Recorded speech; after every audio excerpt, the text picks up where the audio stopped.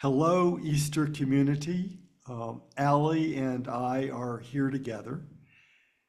And she had sent me some questions about Easter, and I started to write out some responses. Then I thought, gosh, this would be a wonderful sort of conversation for all of us to have together. So, Allie, if you're Yeah. willing to lead in.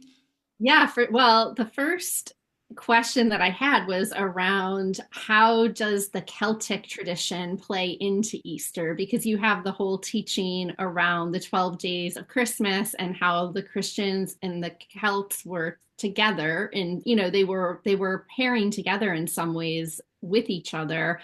And sometimes I just feel like the Celtic tradition is can be demonized within Christianity around because it can be considered pagan and whatnot. And so I was curious how how those play out. So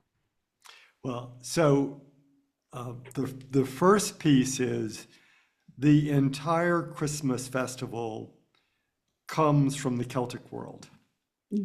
And it was when Christianity moved north of the Alps, met the Celtic world, and discovered that their story was the same as the Christian story, but Christianity had a more inclusive aspect it wanted to offer the Celts. And so we took the Celtic winter solstice festival and it became the Christmas festival. However, that's not what happened with Easter. okay. Easter is truly one of the original feasts of Christianity. And what I mean by that is so much of the Christian year is set by the earth cycle, or it's set by cultures that Christianity met, and we took in their traditions and, in our way, deepened or widened the story. Yeah. That's not what happened with Easter. Easter starts in a celebration late first century, Okay. and it was simply this: every Sunday was Easter. Yeah. So, unlike the rest of the Christian calendar, Easter is celebrated 52 times a year. But here's how our ancestors understood it. We know the Jewish creation story, Mhm. and that on the seventh day, quote unquote, the Holy One rested. Yeah. And the seventh day is Saturday. Christianity said or realized that in the resurrection of Yeshua the Christos, we now live in the eighth day. Mm. And on the eighth day, we take up responsibility with the Holy One to co-create the world. Mm.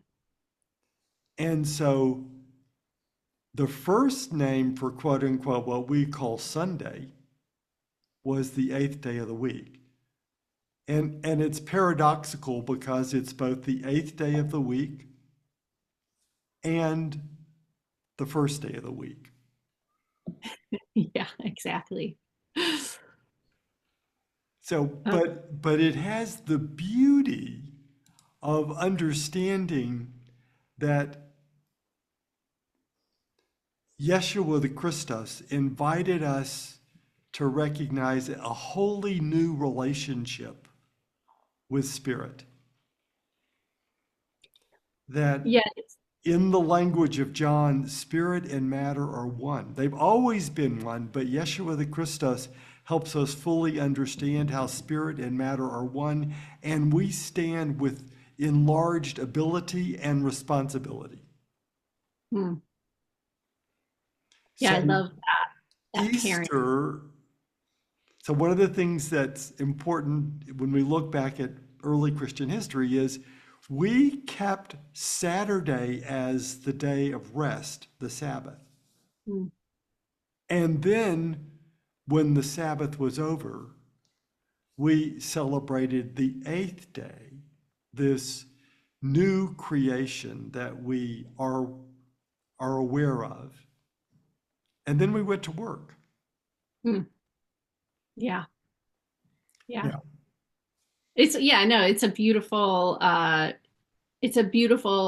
teaching, the pairing of the spirit and matter. And I think it's interesting how there's just so much like symbolism around Easter that might not necessarily correlate with the Christos, but the origins are, like the Easter eggs and Easter bunnies and those kinds of things, also have kind of, to me, more of a Celtic background to them. So there is almost like a melding in a way. Well, and so then 100 years later, as we get to the end of the second century and we begin the third century of Christianity, Yeah. um, we realized that we needed to do something else. And that was that our communities had grown larger and more diverse, Mm. and that the sense of harmony within the community was fraying. Mm. And so, what Christianity decided to do was to take one of the 52 Easters of the year and have a community retreat that started a couple of days before this particular Sunday. And those days before this Easter Sunday would be a retreat for the community to listen more deeply to this new creation that lives in us, and to ease off some of the stresses and potential arguments that have risen in the Yeah. community during the year, and to recommit ourselves to a way of life. Mm. So this Easter Sunday, one of the 52 Easters of the year, would be the Sunday following the retreat when we would stand before each other and before the Holy One and say our covenant again. We call that covenant our baptismal vows, but this is how we choose to live with each other and with Spirit. Yeah, And beautiful. Christianity chose a springtime, Northern Hemisphere, a springtime Sunday to be this Easter that would roughly correspond historically to when Yeshua the Christos died and rose. But what's more important, it wasn't done merely for history. It was done because springtime is when the sap rises. Mm. Springtime is in nature and in us because we're part of nature. The energy begins to rise. It begins to feel a bit more fresh and vital, which psychologically, what we know is that when energy starts to rise, it's a beautiful gift, but it also can have a caution because Mm. it often, when that energy rises in our exuberance, we can sometimes create difficulties in our relationships and in our world. And so it was the perfect moment with the earth energy rising, with the energy rising in us, Mm. to also take these days of retreat, which started out as 2 days and now have become what we know as Lent and perhaps 40 days. But the retreat was really about our, in some ways, falling in love with our God and each other again. Yeah, And I mean, it feels so much about communion and coming together and re-sparking something that is deep within all of us, and maybe along the path of the year we get away from it, and this is the time to come back together and be with one another again. So then the next question is around the atonement, because as things have shifted and changed, and we have this Holy Week now that is so focused on in a lot of ways, the sinfulness and Christ dying for our sins. And you have done the teaching around that that's not what Easter is about. But then I'm curious, like, where then does atonement, is there a teaching of atonement through the year, or what is your perspective on that? Well, to me, it's a great sadness that many people will believe that Easter is about atonement. Yeah. When, in my understanding of our origins, that's not there at all. The great teaching in the first 600 years of Christianity is what we today would call theosis, that each of us is fully created in the image of the holy. That's the core of who we are, that spirit and matter are one. But as humans, we are going to go through a gradual process of living in to the deepest truth of who we are. And that gradual process is what our early ancestors called theosis, that yes, though we are made fully in the image of the holy, we need to go through that gradual coming home to the truth, to the authenticity of who each of us is, and then add to that the authenticity, the harmony of a community where we honor each person's journey into their own authenticity. So anyway, you can see how in the way that I have understood Easter from the earliest days, it's this beautiful teaching about, well, of course, we're on a gradual, continual journey. Yeah.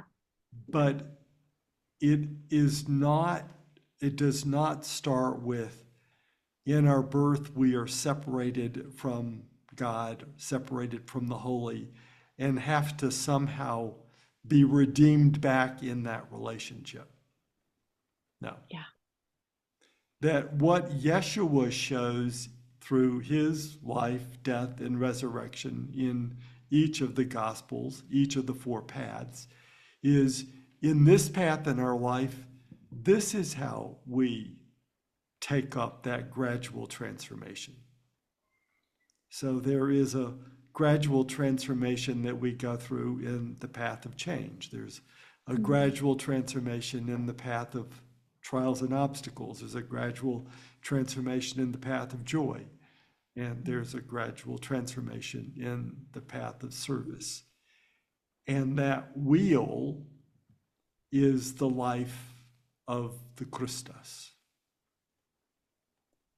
Yeah, and it feels like those paths are not linear, right? So it's like that in some ways you're on all of them all the time, in some ways spiraling through all of them. And so the guidance of knowing around the teaching of walking the path, and knowing that Christos is with you, is so it is the transformation.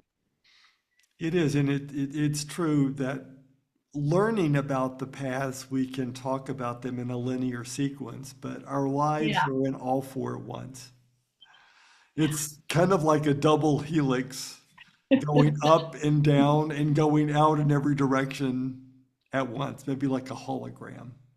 Well, and I so appreciated what you said this last week on in the weekly gospel reflection group, because you talked about how, part of it is being able to hold the joy alongside the grief, and that we don't have to just be living we don't have to be just living the grief, that the joy is it's necessary and needed, and that's what I feel like the Easter retreat is about, is instead of focusing on the sinfulness and the death, and it's like it's a revitalized way to really, to me it's a radical way to look at it, through eyes and hearts of joy. Right. And I love that word radical because it means root. Mm. And that's what this work is about for me. It's about calling us home to the root and the rootedness of our Christian life and spirituality. So And good. one of well, there's so many challenges that the Holy Week meditation presents. And we must remember that it was the best they could do after not having the Gospels for 800 years. Mm. They created a supposed idea of Yeshua going to the cross because they were mixing and matching the pieces of the story that they had, Yeah. but they totally forgot that the foot washing gospel in John is Easter. It's not on the way to Easter, it is Easter. And in our tradition, for more than 100 years, we, every time we came together on a Sunday as Yeah. Easter, we washed feet and saw that as full communion. And then we took bread and cup and saw that also as full communion. That foot washing in no way is a meditation on the night before Jesus is going to die. It's a meditation from the Gospel of John about the intimacy and the communion that we live with divinity. Anyway, we'll explore that in Good. our Easter retreat. Yeah, it sounds great. And I'm just one other curiosity I have is, would the stories, early on, would it have been oral stories being told around, I mean, there weren't there weren't lots of books, right? I mean, people were Right. just passing the stories, and so I'm so curious too how that would, really bring the story to life by having a storyteller come in and really have one of the elders or something really share. Great question. I'm so glad you asked this. Okay, so between the moment that Yeshua dies and rises and about the year 64, 65. So let's think we've got about 30 years here. Okay. And in these 30 years, you've got all these stories about Yeshua. Yeah. And the stories have life and they have grace in them. But they're not gathered together in a longer narrative. There Mm. are, it's like when I did my dissertation back in the old days, I put a cork wall up in my study and I had index cards with pieces of information that it was going to bear on my dissertation, and they were, thumbtacked everywhere. Well, I think of these of between roughly 35 and 65 is a room with all these pieces of stories of Yeshua. Yeah. And then after the Holocaust in Rome, or in the midst of the Holocaust in Rome in 64, 65, first century, some great one composes from the record of these stories of Yeshua, the story of Yeshua walking with us through our deep trials and tribulations and obstacles. And so now we have not just an anthology of Yeshua stories. We have a story about Yeshua being with us, teaching us, and being with us as we walk through times of great trial. Mm. And yes, of course, it was an oral composition that then at some later point was written down. Yeah. Yeah. But it's what's different about this work of Quadratus is recognizing that 35 years after Jesus died and rose, that a story was crafted which was not about telling history, but it was about us in the trials of Rome, waiting on a knock on the door, which was going to mean our death and our family's death, Mm. and that Yeshua is here with us, leading us, giving us prayers and meditations to be a leaven to our heart and soul. Yeah. It's a here and now Yeshua. Yeah. It's not a historical telling of what happened 30 years prior. It's bringing what happened in one moment of time to be a truth of every moment of time. Good. Anyway, there's a whole book if anybody is so interested, You but know what? that's why I realize that. I got the plug right here. Thank you. I mean, that's why this is a new paradigm, and I don't say that lightly, but the last 800 years has been trying to tell just the Yeshua story, not the here and now story of a spiritual practice. Yeah. Yeah. Anyway, all right. We, Thank you. That was unless you've beautiful. got another No, question. that's all for this session, right? But I really, this is going to go up on our Easter retreat page, and please, everyone, as you watch this, as you hear this, write a question, make a comment. Let's really step into being a community, and please know there's no question which is unworthy. And what I'm teaching is the first time it's been taught since the year about 700. So we're all learning this new. Don't think you should have known this before now. Anyway, I'm so glad you're here with us, and thank you. Thank you.